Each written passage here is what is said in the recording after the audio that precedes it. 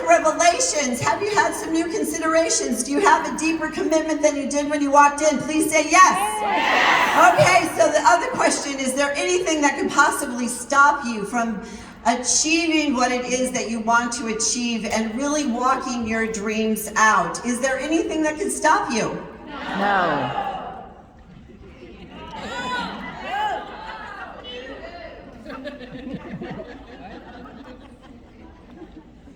That has to be and needs to be emphatically no. That's a line in the sand, no. That is the time when you need to look the challenges in the eye and say, you have no power over me. Because I have made a decision that I'm not only just going to pursue my dreams, but those dreams are going to become a reality. Not just a fantasy, not something I'm just excited about. They're going to become a reality, and I'm going to live in those dreams, and they are going to be a part of my life. And so that decision that you make is not a decision that you just make in the moment and then you don't carry it through. It is a decision that we make in this moment, and with that we throw our heart over the line completely. There's a difference between operating in a complacent heart, a place where we like to entertain the possibilities and we love to see other people achieve their dreams, and it's nice to think about it, but we really have not decided to put any action to it or make a decision. And then there are those people who have a half-hearted heart. Half-hearted heart is when you talk about the wishes and the hopes, and you even have the goal posters, but you talk about it as, it'll be so nice, it would be great if, I'm excited about, and then there is wholehearted. Wholehearted is when you say, I am going to do it. I'm going to do it. So I want everybody to stand up right now. I want you really do need a partner for this. So decide who your partner is going to be, or else you're going to go like back and forth between looking at your neighbors and you'll not know who to look at. So grab a partner, get a partner, okay? And then this is what you're going to do. Turn to your partner and you're going to grab her shoulders. You are going to do this. And you're going to say, hey partner, guess what? Nothing is going to stop you. And nothing is going to stop me either. Nothing's gonna stop me either. And I believe in you. And I believe in you. And I know you believe in me. And I know you believe in Because me. I'm worth believing in. Because I'm worth believing in. And I think you're pretty magnificent also. And I think you're pretty magnificent also. And how about we do this together?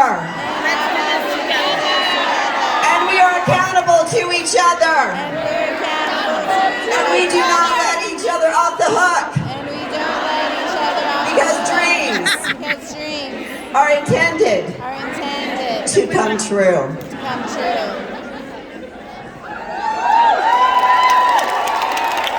Before you sit down, I want you to throw your hands up in the air, and receive your dream. Okay, because dreams are an invitation. They're an invitation, just like an opportunity, in order for your life to get better than it is right now. So anybody in this room wants your life to be better than it is right now? Okay, so here's the deal. When I started Mary Kay, all that long ago, 40 years ago, oh my gosh, 40 years ago, when I was 23 years old, I made a decision to give this business a try. Here was our situation. Many of you know it, but it really, truly is understanding that this is all about not wherever you currently are in your life at this moment, that where you go from here, your greatest future is on the other side of your fears. Your greatest future is on the other side of any of those circumstances or incidental things that you could or possibly allow to disrupt you. So when I started Mary Kay, we were living in a 2-bedroom apartment in Omaha, Nebraska, and we had gross yellow carpeting.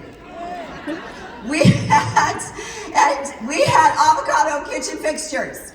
I have always loved nice things, and every time I would walk into that apartment, my body would shudder. I didn't like living there. I didn't want to live there. It was the only option at that point in time. Brian was in college full-time. He was in pre-med. I was teaching school. I was making $800 a month, $11,000 a year. We had one car, joined the one-car club. And that car had a hole in the floorboard. It did not have a heater that worked very well, and it did not have an air conditioner, a hole in the floorboard. My husband always tells me the hole was not as big as I say that it was, and I say that it was because you could drop a pop can through it as you went down the street. I think that's a big hole. Do you agree? And I lived in fear of losing my shoe. That's funny.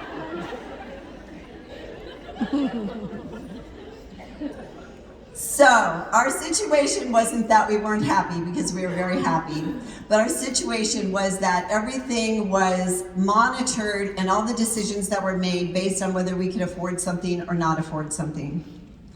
And when you filter everything through whether you can afford something or not afford something, then you get to a point where you've created a pattern in which you're not allowing yourself to get excited about your future. In fact, Simon Sinek talks oftentimes about the power of dopamine, and that when we have a thought, it can create dopamine, which is a rush in your system. And I love the fact that all of these leaders talk about them, who write books about leadership that are brilliant and wonderful, had to at some point in their lifetime known Mary Kay Ash. Because she seemed to understand all these concepts before the concepts were actually brought to the forefront. She lived them, she provided them for us, and she understood women and how women think, what women need, and what women desire, and what they want, and what could hold them back. And what she understood was, with those little dopamine rushes, you can wake up in the morning and you can think a negative thought, a fearful thought, a worrisome thought. And it really is like a little rush of dopamine, even though it's negative. And then it leads to another worried thought, and another negative thought, and another concerned thought. In fact, sometimes we wake up and we say things like, what was I worrying about yesterday? Oh yeah, okay. Like, it makes us feel better to remind ourselves that there was something that we were concerned about. And then pretty soon we get addicted to those little dopamine hits, and we end up living a life that we don't even like because of the thoughts that we are addicted to thinking. And then we're introduced to a company that tells you that you can control your thoughts, that you can wake up in the morning and you can identify yourself with your vision of your future instead of the pain or the frustration of your past. And that when you do that, you have clarity in what that vision and that future looks like. And sometimes we don't even know that a dream exists until we walk into an environment where other people are dreaming big dreams as well, and then it causes us to think a new thought. I became a consultant before I ever had a facial. I signed that information sheet. I went home to my husband, who was least expecting that I had done that very thing. And I didn't have the $85 for the starter kit. I had to waitress 2 weekends in order to get it. I went to my very first success meeting. And as I walked into that success meeting, I felt incredibly uncomfortable. I went home from the success meeting. My husband was waiting for me at the door, and he said, "How was it?" And I said, "Those women are weird." And he said, "Oh, that's so great. You just had to do this Mary Kay thing. You had to waitress for 2 weekends and get the money for the starter kit, and now the women are weird." And I said, "Well, they are happy and smiling when you walk in. And when someone sneezes, they applaud her.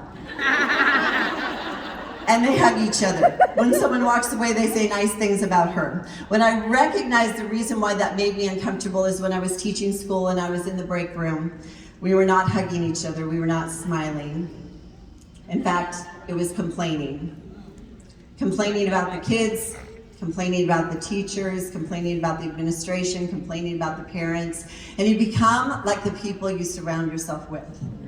Let us never forget how blessed we are that we get to be surrounded by powerful, enthusiastic, supportive, exciting women who want the best for you. Yes? Yes. Do not ever forget that you're part of a company that believes that you can attain your dreams and wants you to do just that. They don't want you to just think you can, they want you to live it out. That's why she created this company in the first place. So going on my story, I worked my business part-time. I left my teaching position. I walked into my principal's office. I told him that I was not going to sign my contract for the next year, and he said to me, "So Stacy, why is it that you're making this decision?" And I said, "Because I am so excited about my new business that I'm doing. I'm going to become a director in Mary Kay."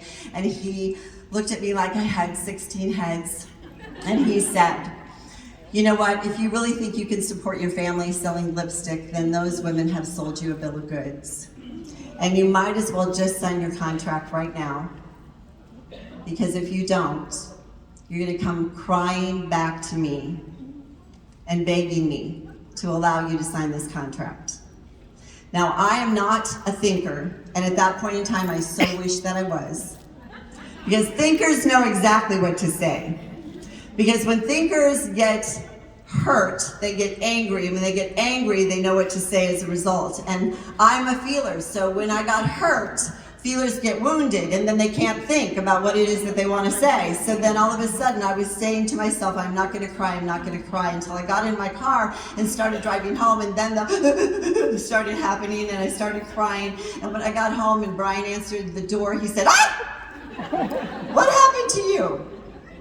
Told him what my principal said. Then,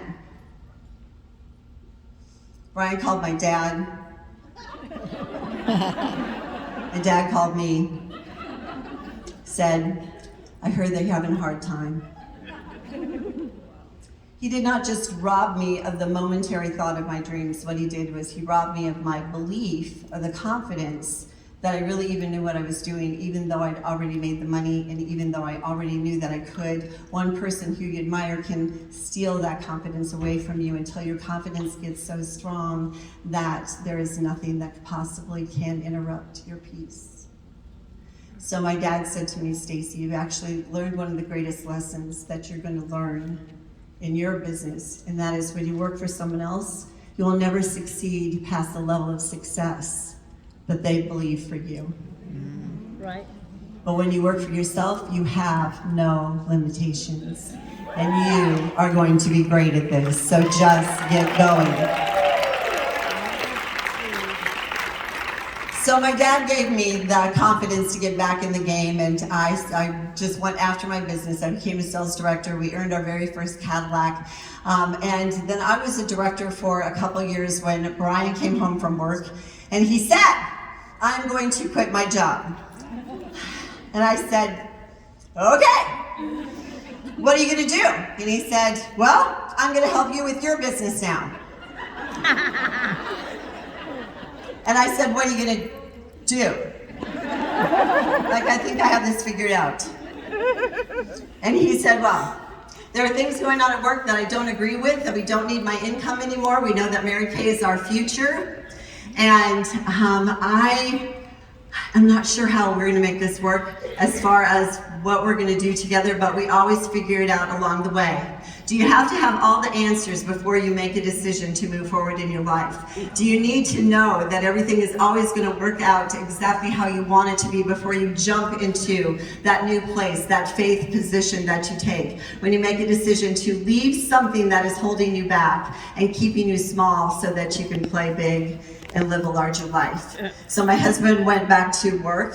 He told his boss, who was a doctor, that he was going to retire, give his 2 weeks notice, and his boss said to him, "So Brian, how does it make you feel that your wife not only makes more money than you do, but now she always will?" I love sexy men who are very secure. And my husband said, "Actually, it makes me feel pretty good.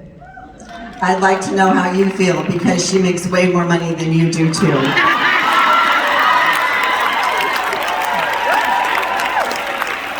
So that was 35 years ago. 35 years ago. And for the last 35 years, Brian and I have worked together in our business, and we have raised our daughters, and we've had the freedom and the flexibility to make the choices and the decisions. And then this is what I've discovered about the life that you have the opportunity to design and the places that you desire to go, is that you have to accept an invitation that God has offered you. He's offered you an invitation to live your life in a larger place, but you have to accept that invitation. Take a chance on yourself. Make a decision that you're able to step outside of those fears and surround yourself with the people who believe in you so that you can believe in others in the same capacity. So it was when we talk about the seriousness of what we're doing, then we also need to know that you need a great sense of humor if you're going to be highly successful. Do you also agree? Yes. And the reason why you need a great sense of humor is that you have to be able to laugh at yourself, right? Because if you're able to laugh at yourself, you will never run out of things to laugh at because you're a walking, talking comedy routine. Amen. Yes?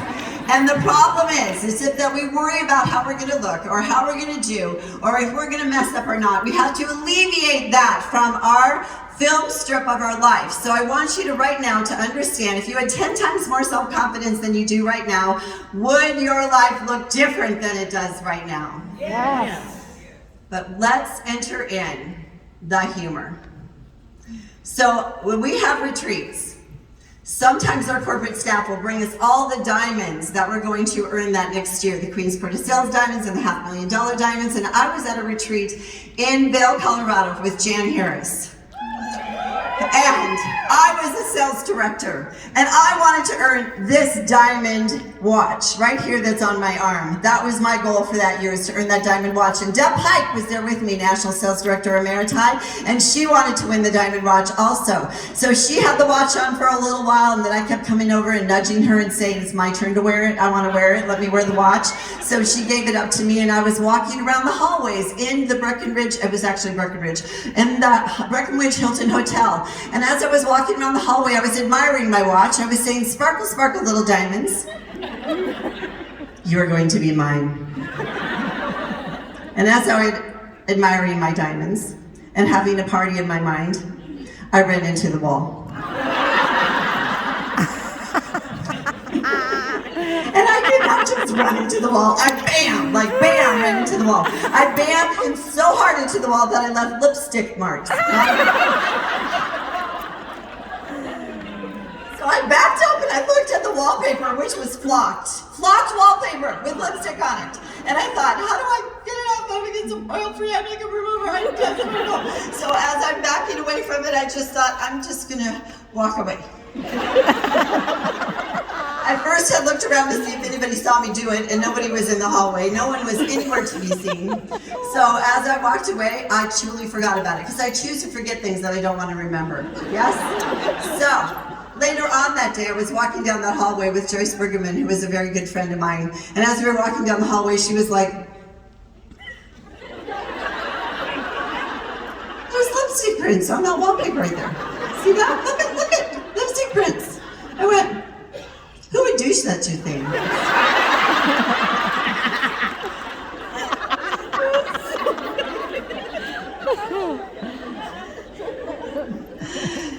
So the fun part about our life is that it's an ongoing party. So 2 more milestone moments, and these are the things that I want you to remember. When we say that Mary Kay really should be in the classrooms, the lessons that we learn in this company on fortitude and determination, and the fact that your dreams are meant to be, understanding that in your DNA, God wove victory. And that means He has set you up for it. That you are equipped and that you have provision in order to live out what He has planned for you to do. And He brought you in this company not by accident, but by intention. You are necessary. There are lives that you're going to touch, women you're going to sit in front of, people you're going to care about, things that you're going to say that they will remember forever. You already have a platform. You don't need a stage. You have a table at a restaurant. You have a Zoom where you can look through into another person's eyes. We were meant to pass it on. We were meant to make a difference. That's what this is all about. She didn't create this company for her to become a success. She created this company so that we would become a success. So as you're seeing those dreams through, remember that we're going to take that fear and we're going to absolutely grab it. We're going to grind it up and we're going to drop it on the ground. So grab it right now, grind it up, and drop it on the ground. One of my fears that I had in my life was the fear of heights. And you know where this is going. Fear of heights, to not even want to jump into, not even want to get into, I did not even want to get into elevators where I can see outside the elevators. Anybody with me on that one? I was afraid of climbing up ladders. I had such a fear of heights. And when we take a national trip, oftentimes we have all the little options and incentives and possibilities that we get to choose. And I got it, so I'll wrap it up. So the deal is that this year we were going to Australia. We were sitting at a meeting with Karen Pirro and Pat Danforth, and we got all those options. And one of the options was to climb the Sydney Harbor Bridge. And I knew that I had problems with heights, obviously, so I thought climbing the Sydney Harbor Bridge was ridiculous. The interesting thing about having a fear is that you have a tendency to not care about what anybody else wants to do. You just do not want to have to walk in that fear. So I told them it was all ridiculous that they wanted to climb the Sydney Harbor Bridge. It was the most dumb thing I've ever thought of in my life, and why would they ever want to make that decision? So when it came around to May and we were at our inner circle meetings, Karen Pirro jumped up and was so excited that she and Steve were going to do it, and Pat and Cheryl Warfield and all the people were going to do it, and I just kept my arms folded. And Ron Trammell said, that is not one of the excursions, the Sydney Harbor Bridge. You would have to do that on your own. And so they asked him why it was not, and he said because the amount of insurance we would have to take out for that excursion would be ridiculous. And I said, ha! Evidence! But this is what happens. When God wants you to do something, he gives you something that irritates you. So I was irritated. We went to Australia. We got there a day late, and I was sitting with Brian. We were looking at the Opera House. We're having breakfast, and Pat Danforth came skipping up to me. Pat Danforth does not usually skip. Sat down and said to me, Stacy James, I just climbed the bridge. It was amazing. And I said, I don't even want to talk to you. That bridge up there? She said, yes, that bridge. And I said, okay, here's the deal, Pat. I'm afraid of heights. And she said, so am I. And I said, so why'd you climb the bridge? And she said, because I don't want to be afraid of heights all my life. Got ya. So one at a time, the story goes that lots of national sales directors did choose to climb the bridge, and they targeted me. They came after me. They had conversations with me. They sought me out. So I woke up the last day, and Brian and I were having breakfast, and I said, Brian, I want to climb the bridge. He goes, that bridge? I said, yes, I want to. I don't have to, I want to. And he said, oh honey, I really don't think it's a good idea. You know, I think you can do anything you want to, but I don't think it's a really good idea. What if you get scared and then I'll have to come up and carry you down? So after a while I said, you're right. I don't know what I was thinking. We got to the hotel, and then of course we know Cindy Williams came bounding down the steps. She not only bounded down the steps, but she got right in front of me and she said, Stacy James! I'm climbing the bridge and you're going with me. And I said, when? And she said, now! And I said, right now? She said, yes! And I said, okay! So we did.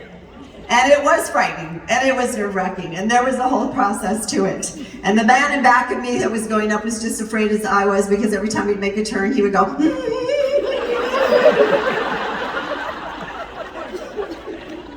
We got to the top, we're supposed to throw our hands in the air. And we'd go like this. But on the way up, Cindy turned around because I was not looking out. I was looking down at my feet as I was walking along with my little bungee cord hooked to the side of the bridge. And she said, Stacy James, do not let your fear rob you from the view. So I stood up and I looked out, which of course it was spectacular. But the best part was, on the way down, I said, this used to scare me, but it doesn't anymore. And this part used to scare me, but it doesn't anymore.